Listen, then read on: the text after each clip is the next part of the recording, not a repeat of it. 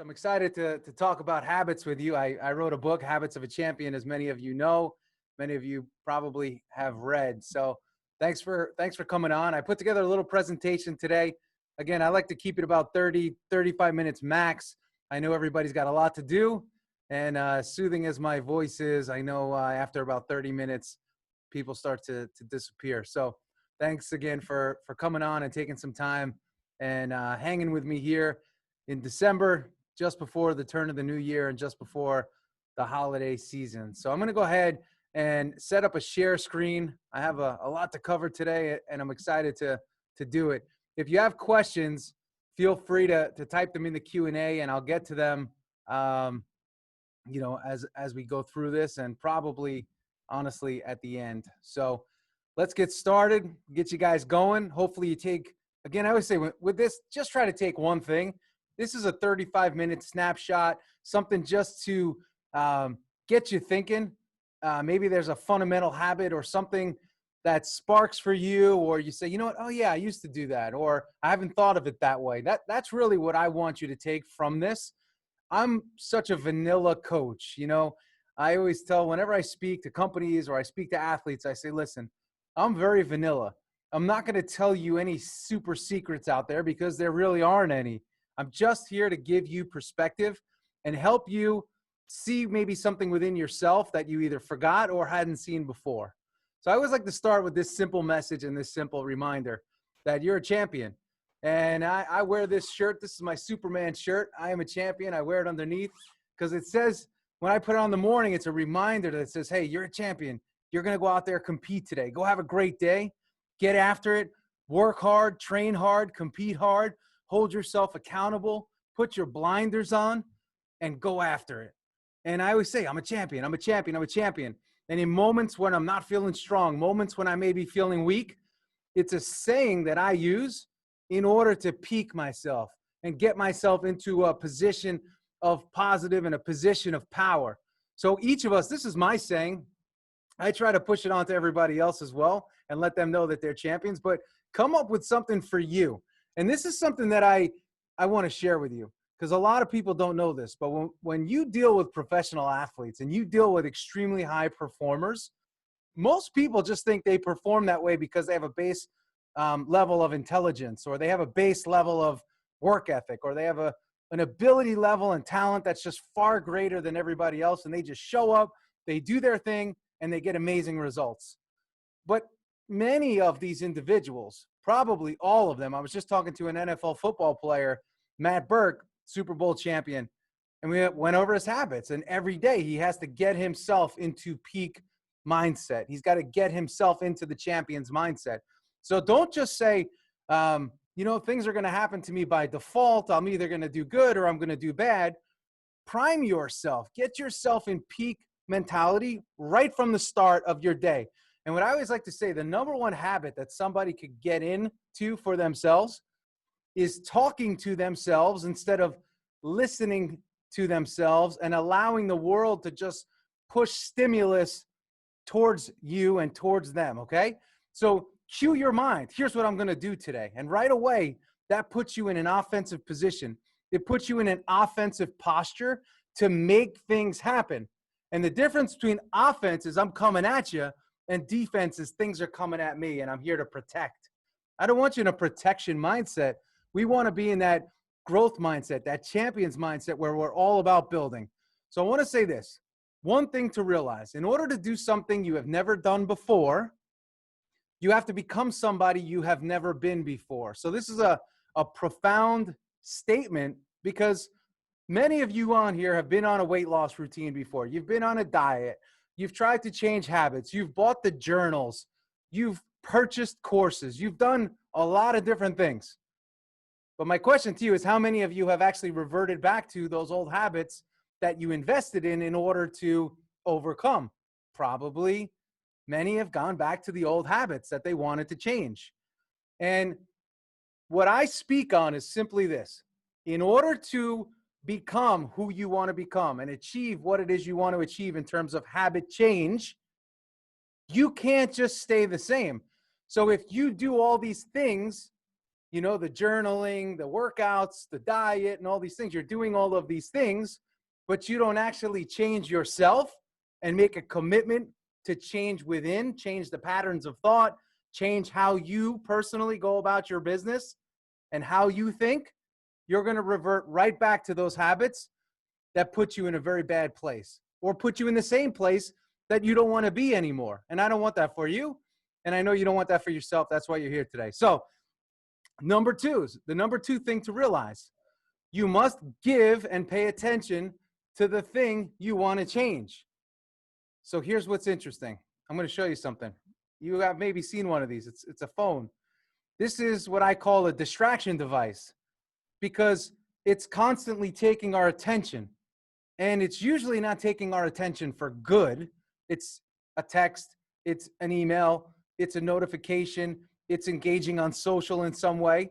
Now, some of that may be good, but the reality is whatever it is that we want to do and change and achieve and the habit that we want to overcome is not usually going to find solution in the phone. So when I say you have to give and pay attention to the thing that you want to change, whatever that thing is that you want to change, that has to take your focus. That has to take your energy. And you have to happily give that focus and energy to that thing in which you want to change. You know, every Sunday I get a notification from my phone and it says, hey, dummy, you've spent 5 hours on your phone average per day. And when I look at the breakdown, I say, man, 5 hours. Well, did I work out on each of those days? Usually I do, so that's a good habit, but where am I wasting my time? That's 5 good hours. What's the return on that 5 hours of being on a device? Probably not what it should be, because 5 hours times 5 working days a week, that's 25 hours a week on a device. Am I getting a return? Is that helping me to get towards where I want to go?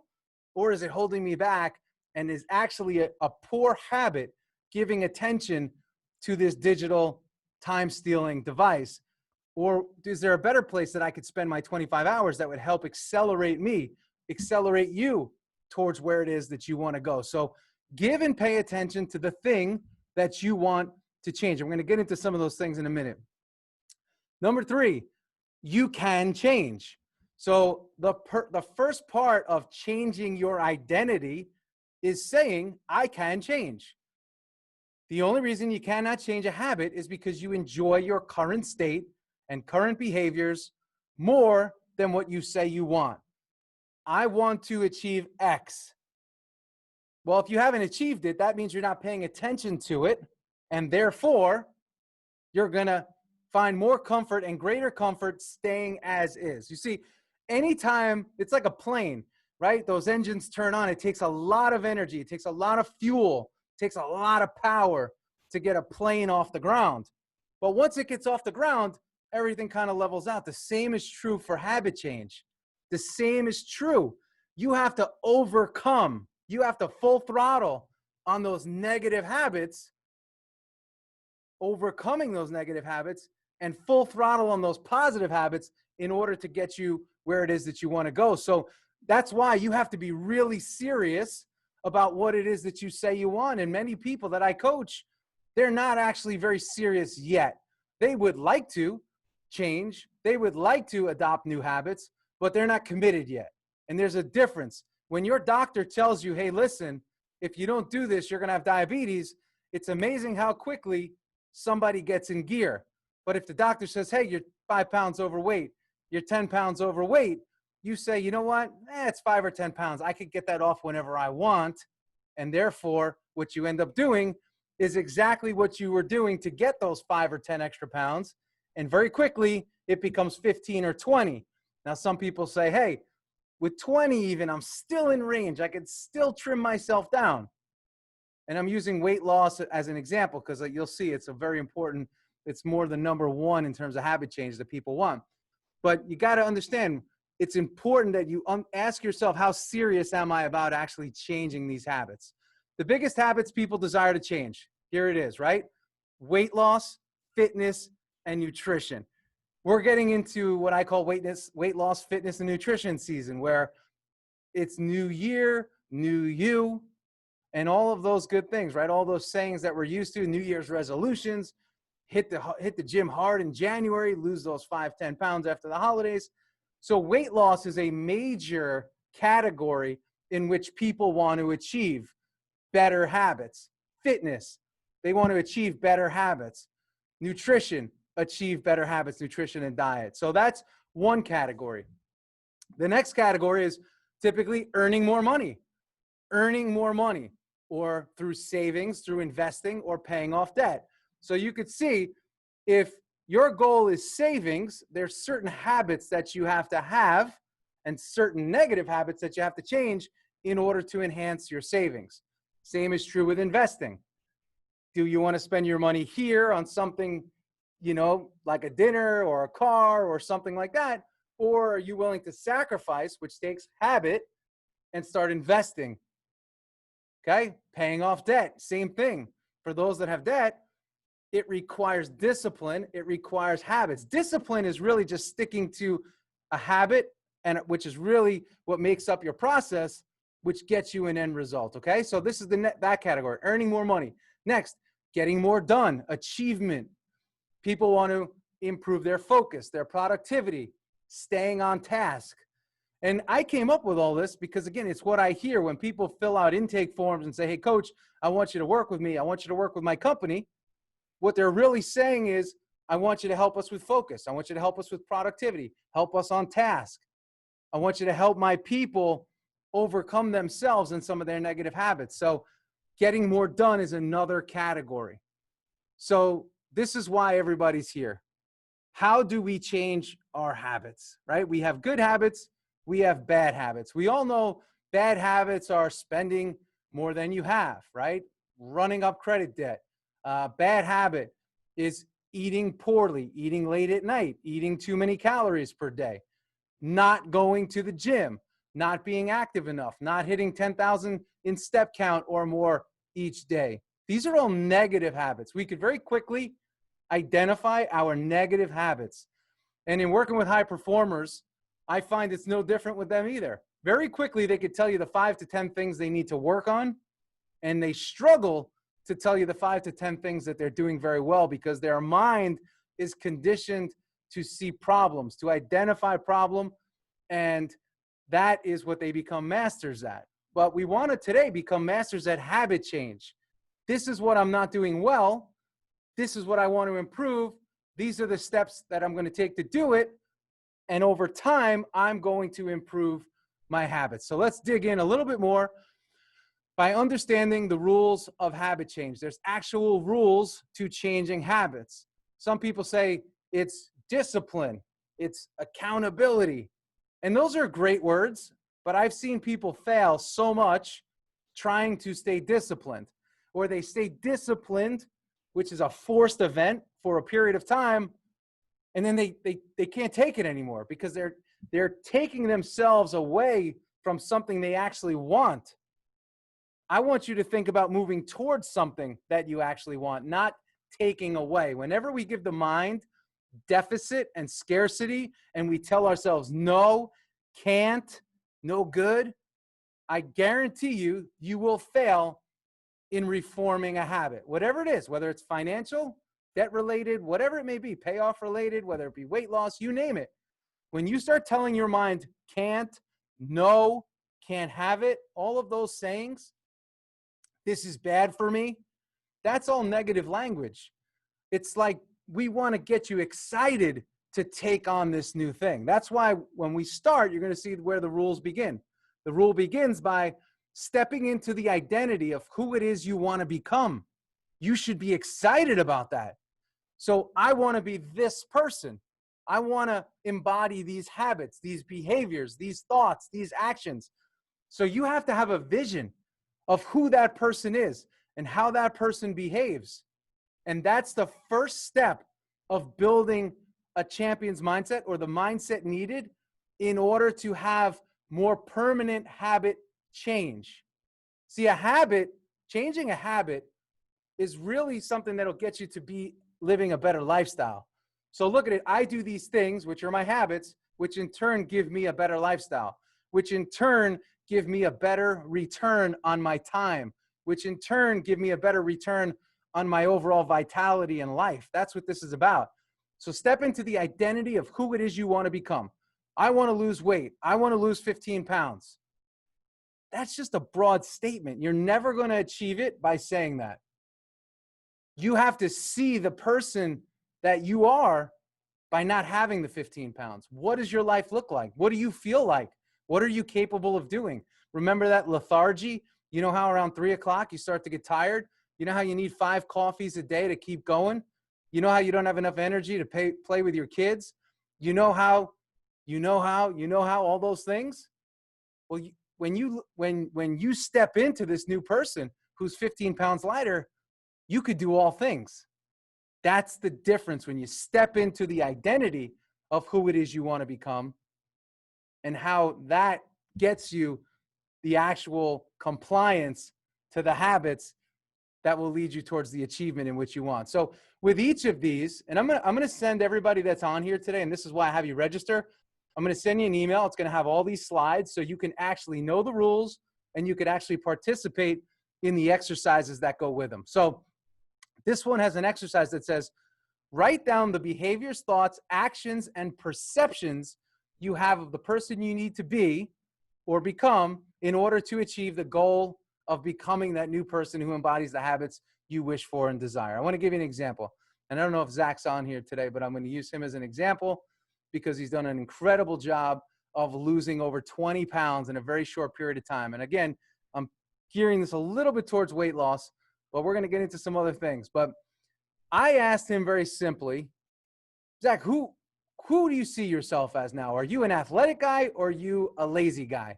And what we did was we defined what a lazy guy is. And we put all that in there. Lazy means this, lazy means that. And this is just through his eyes. He decides who that person is, just like you decide who that person is. And then I said, okay, now let's define what a fit athletic guy is. And we put all those words and we said, okay, this is who you want to be. And then we start to align the habit and the actions to take him from this guy to that guy. And when you step into that and you identify the actual person that you are and how you're being and how you're acting to the person that you want to be and become and the habits that embody that person and the swag and all the actions that make up that person, you now have clarity where you could compare the two and you know that you want to leave that lazy, tired, lethargic, lacking energy, couch potato guy and move towards that other stallion that could do all things, that's fully capable, excited, energetic, top of his class, top of her class, incredible ability, standout ability, top 10% of their workforce. That's what we want to do. So this is about achieving goal change is really about shifting of identity. Okay. So it's leaving who we're comfortable being and moving towards really what we're not comfortable being yet because we haven't been there yet outside of in our mind and through our vision. So here's rule number 2. And this is where I find most people really, really fail. You can only change one habit at a time. And that habit should be what I call your lead domino. So if we change that habit, that way in which you do something, and exchange it for a better way of doing something, that person that you want to become, it'll knock down many of the other dominoes. When it comes to habits, I ask people, hey, how do you feel? What's the one thing that you would want to change right now? And when you answer that question, you've then got your one habit. You've got that, what you have to do in order to become that thing, that person. So what's the one thing that could be changed right now for you? What's one habit that you would want to change? And why? Write that down. Write down the one habit that, if changed, will provide and create the most value to your life, your confidence, and your way of being and living. Write that down. If I could overcome this, if I could change this, this is who I'll become. We all know what that one thing is. It's up to you to write that down, and then we come up with the actual habit change needed in order to overcome, okay? So rule number 3, distill the habit you desire to change the most down into its most simple form. So I'm going to give you an example. I have a gentleman that I work with, and he's amazing and he's wonderful, and he's a CEO of a company, and he drinks a lot of coffee. He was unwilling to not drink a lot of coffee. But I asked him, hey, are you drinking enough water? How much water do you drink a day? And it was, compared to his coffee intake, his water intake was almost zero. And I said, well, we have to change that, right? So distill the habit you desire most down to its most simple form. I want to drink more water. And what I did was I said, you're going to see this in 3.5, which I'm going to give you a preview of. We created a pairing for him to do that. I said, how many cups of coffee do you drink a day? He says, 5 minimum. I said, okay. And how much water you drink? 1 or 2 bottles. I said, you now drink 5 bottles minimum. Every time you have a coffee, you have a water that goes with it. So the rule of pairing is very, very important. Whatever it is that you want to overcome, you have to pair that with something. Or you say, hey, typically, this is what I do each and every day. I can overcome some negative habits by saying I do this every day, even if it is slightly negative, but I'm going to pair it with a positive. Positive action, positive habit. Okay, so that's something I wanted to put out there for you. But for this here, write down the habit you wish to change, and the most basic step you would need to take in order to start that process of transformation. So for some people, they say, I want to be more productive. Say, well, you want to be more productive. How are you in terms of scheduling? I don't really have a schedule. My schedule's a little bit loose. My schedule's not really tight. Well, that's the first step. You want to improve production? We need to go right to your schedule and see where you're spending your time. So we have to get down to our most simple form. So don't look at habit change as this mountain. Most people see it as a mountain because they're trying to change 5 habits at once. Most people are trying to use willpower and forcing a habit change, telling themselves what they can't do and what they're not allowed to do because they're on this program or they're on this plan. And then the whole habit change event becomes a negative event. So if in fact you want to lose some weight going into the holiday season and going into the new year, but you want to do it differently than you've done it in years past, first step is be excited about it. Be excited about the new person you get to become in your new body with new energy, renewed energy. Be excited about that. Be excited that you no longer get out of breath going up the stairs. Be excited that you can walk 5 miles, run 5 miles, cycle 15 miles, whatever it may be, uphill and not be totally gassed. Be excited about a habit change and who you become as a result of that habit change. That is such a fundamental that most people forget. Most people say, I got to make more money. And they grind to go make that more money or go make more money. Be excited about the actions that you have to take or get to take that will produce the result of more money. But being excited about what you get to do and being excited about habit change takes you from being in a forced position where you have to force to do something and makes you excited about doing something. Hey, I'm excited. I get to wake up in the morning. I get myself primed. I get myself peak. And I feel great about what it is I get to do. I'm going to work out today because when I work out, I can bring fire to you. So that's what I do. First thing in the morning, I go work out, not because I love to kill myself in a gym, but I love how I feel afterwards. And I was told long ago, you judge an activity by how you feel when you're done, not while you're doing it. So a lot of things in life, they suck while we're doing them. But those are usually the things that have the highest amount of return for us, okay? So that's something that you should really, really remember, okay? So please, let's keep going here. We're at 3.5. We're headed to step 4. Just because this always happens does not mean it has to keep happening. I set up a schedule for myself, and then I always go back to my old ways. I lose my first 15 pounds, and then I end up putting 30 on. I start the diet. I'm great for the first 3 days, and then I suck. I wait till Monday to start my new eating plan, and by Friday, I'm shot. Every January 1st, I come in excited. I have all these goals, these ambitions. I have all of these New Year's resolutions I set up, and by February, they're all shot. You hear what that is? We all have that experience. I want to tell you that. We all have that experience. But it doesn't have to be that way. my deal is going really well, and then I always hit this point and it goes sideways. Or I get to this point and then all of a sudden this happens. This always happens to me. This always happens. You understand that language? You're almost forecasting what's going to happen before it happens. That's why when I went back to step one, it was change the identity of who you are. Change how you identify and what you identify with. And then all of a sudden, step four takes care of itself because you're like, listen, I'm going to do this and I'm going to feel amazing.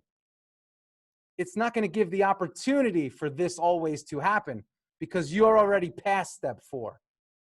But you have to really focus on rule one, that new identity, the pairings, rule 3.5, and then you won't become a victim of this always happens.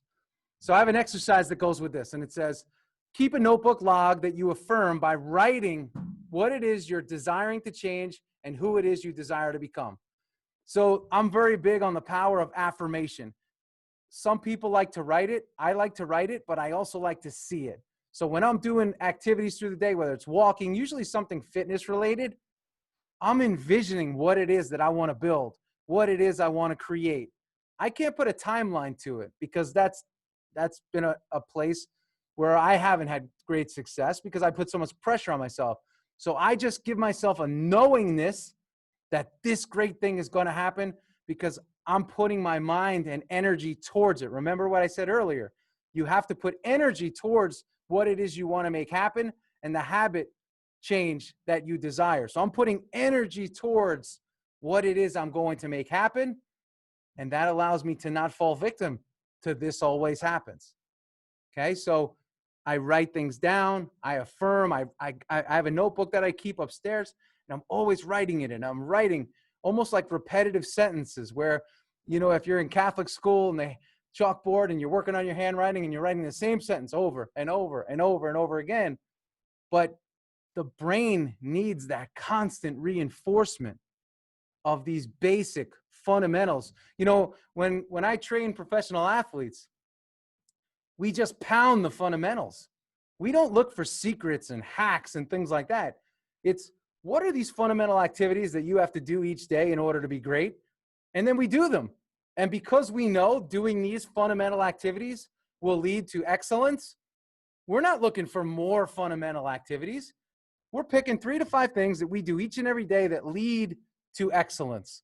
And then you do them again, and you do them again, and you do them again. See, I think people today, they desire success and greatness so much that they sabotage themselves. They're looking so much for the next thing that they forget that they already have probably those 3 to 5 things that they need to do in order to be great. And that's usually what it is. Most people, again, studying great habits of tremendous athletes through the years and tremendous folks in business, they're rinse, wash, repeat, rinse, wash, repeat, rinse, wash, repeat. And they don't get tired of their routine. They don't get tired and bored of the routine. And, you know, whenever you see fitness marketed on television, especially around this time or late night television or early Sunday morning, what are they doing? They're talking all about variety and change and variety and change. And I always laugh because variety and constant change is actually how you don't achieve success and how you don't achieve the habit change that you want and the success that you desire as a result of the habit change. Rule number 5, habit change always starts mechanical before it becomes, that's supposed to have an S, habitual. So you got to be mechanical. Like right now, what I'm talking about today is saying, hey, I want you to identify something that you want to change. What's a habit that you feel like you want to change? What's a positive habit we could put in place of that? And who is it that you see yourself becoming? That's a mechanical process. It requires some thought. It may require you writing it down. It may require you taking some time and studying your previous outcomes and behaviors, where you've gone wrong in the past. Taking time to determine who it is you want to become and why that's so important for you. That's a very mechanical process. And then when it comes to habit change, you have to schedule your habit change in the beginning. So once you see who it is you want to become and you have that identity shift, you have to write down the habit change. So if you're somebody that wants to walk more because walking gives you a chance to clear your head, diffuse stress, and improve your health. When I go to your schedule, that should be there. Walking. Sherry likes to walk at 5 a.m. in Canada when it's freezing because it makes her feel strong and tough and bold and powerful. And it's in her schedule. And that's how I know she's serious about it. I know that her identity is aligned with it. And I know that she's going to have success because it's in her schedule. And that's what I want everybody to realize here. Everything starts mechanical before it becomes habitual. Don't look for the path of least resistance and simple and easy. I want to share something with you real quick. I've been doing a lot of like boot camp type stuff, and it's just kind of been in place, right? Didn't require a lot of running or anything like that. So yesterday, I'm in New York, and it's 27 degrees. Wind's blowing, it's gray, it's gross, it's freezing. And I said, you know what? Today's the day I'm going to go out and run. It's a day when nobody else would want to go out and run. It's a day where you're freezing. You can't even feel what's happening to your body temperature because it's so cold. And, you know, when you get back from your run, that's when you start pouring out in sweat as you take your layers off. And I said, today's the day that most people would never run. Today's the day I'm going to go out and run. The conditions are poor, and that's what I want to face because I want to become in 2021 even more resilient, even more of a competitor. So training in a comfortable climate-controlled environment is not going to do that for me. And I want to be more in tune with the resistance that I'm going to face in life more and more. So constantly creating comfortable situations or outs for myself, that's not the answer. So I picked the day from hell to go outside and challenge myself. It was just a challenge, but it gets me changing my identity, changing a habit, and moving towards who it is that I want to become. That's my personal share with you and for you. Now, what is it for you? Who do you want to become? Don't just think habits and routines and, oh, I need a guy to put this together for me. You probably need somebody to switch your gears and challenge your gears. The brain tends to work in habitual patterns that go over and over and over again until we disrupt them. We got to disrupt how we think. And when we do that, that's how we begin moving towards where it is that we want to go. How many companies just think in habitual patterns? Leaders, they think in habitual patterns. They don't change anything. Or they change for the sake of changing. They read an article in the Wall Street Journal and says, oh, this company's doing this. And they say, well, we should do that too. Or this workforce is doing that, we should do it too. You have to interrupt your pattern. You have to have purpose as to why you're interrupting your pattern. And that starts again with an identity shift. And then you schedule the habits that will help you get towards that identity shift. And lastly, commit by taking on less, not more. Most habit change also struggles because we take on too much. Like I said earlier, one habit at a time. You can only change one habit at a time. If you want to improve something, do one thing that relates to it. I am not good at time management. All I'm going to do in terms of my habits and change is I'm going to focus on my schedule. I'm going to schedule myself. That's it. Do nothing else. Then you pair it with, you know what, at night when I'm having a glass of wine, or in the morning when I'm having my breakfast, that's when I write my schedule. It's paired and it's singular. But again, lastly, commit by taking on less, not more. So you will be more committed to your habit change when you look at it as not another thing to do, but as something that'll free you up and liberate you. Because this is so important that you're actually going to take some other things off your plate and just focus on this. And by focusing on this, it's going to do amazing things. And I'll give you just another look into my life. I like to keep it personal so you have something to relate to. And I hope to learn from all of you and all your stories as well. Many of you I already have. But years ago, I wrote my first book, Habits of a Champion. And I said, I want to speak to companies. I want to do this. I want to do that. I want to coach people. I want to do all these different things.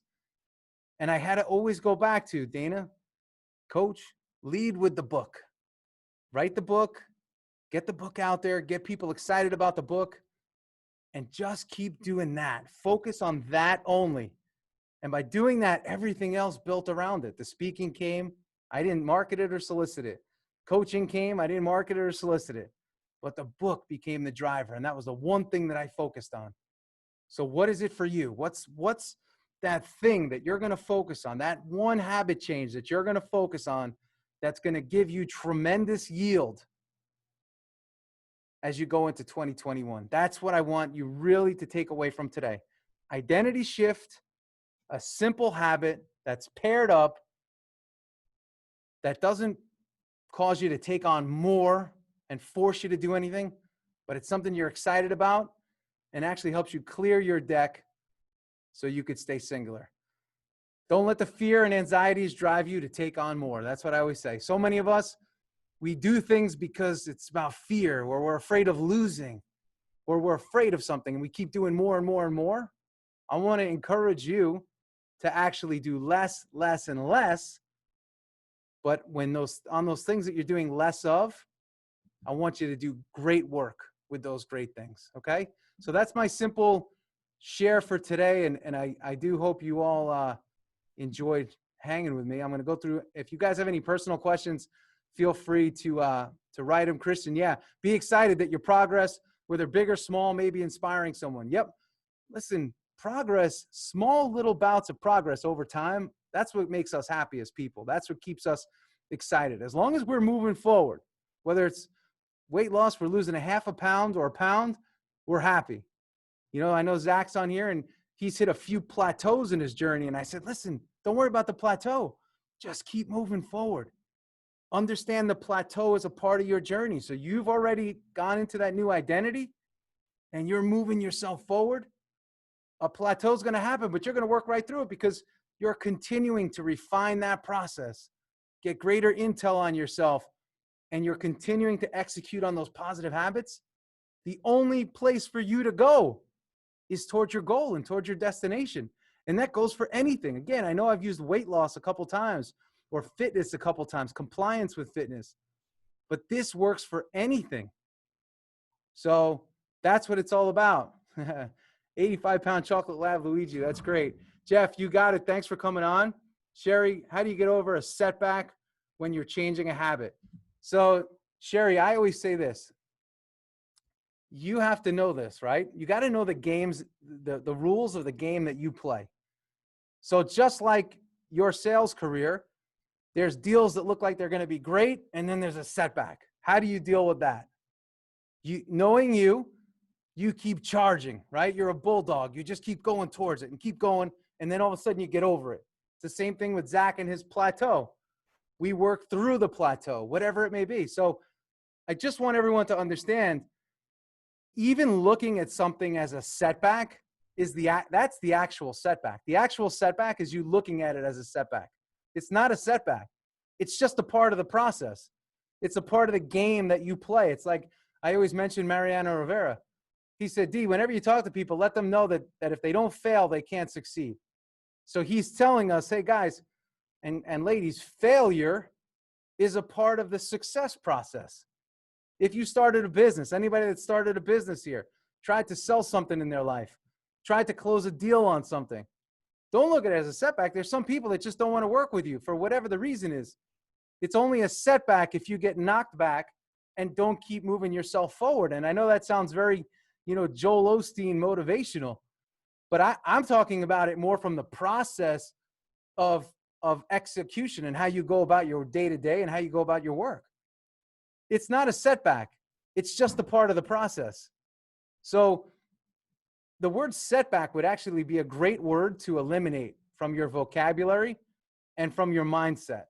So you're always going to hit friction points. Keep going. You're going to make mistakes. You're not going to be perfect. Actually, the biggest mistake you could make is trying to be perfect, because trying to be perfect often puts you in a defensive posture. And when you're playing defense, it's very hard to score points. As we all know, we score points when we're on the offensive side of the ball. So a setup is just a setup for a comeback. Yep. Setback is just a setup for a comeback. Beautiful. This is a great message. Yep, Becca, you're starting your business. You're jumping in. You're going to experience a lot of friction in starting your business. You're going to experience some defeat. You're going to experience some loss. But that's what starting a business is all about. You're putting yourself out there. You're taking a risk to do that. All of you that are on here, no matter what it is that you do, whether you're a corporate executive, whether you're an entrepreneur, you know, whether you work just in a company, right? We're all going to experience different levels of friction. We got to move through it. Whether you're an athlete, you're always going to experience friction. My buddy Joe McCullough's on here now, you know, coming off of surgery. He's experiencing friction every day, rebuilding his body. All of that is just a part of the process. So that's my big takeaway for you guys today is shift your identity. Remember the importance of pairing activities. Affirm what it is that you want to do every single day. Write it down. See yourself as having success and keep moving forward. And that is just, I know, again, I told you right from the beginning that this was going to be about the fundamentals, but it's just a reminder. Be passionate, be excited, and be energetic about the change that you're making. And most importantly, what's going to happen from you making that change. So thank you all again for hanging. And Joe, thank you for taking time. I really do appreciate everybody coming on because I know everybody's zoomed out. And I think I'm going to start calling these workshops instead of webinars because people are webinared out. But I do appreciate everybody coming on and spending time with me. Scott, and Steve, I'm going to see you guys tonight. We have a nutrition webinar for a great baseball team out in Michigan tonight.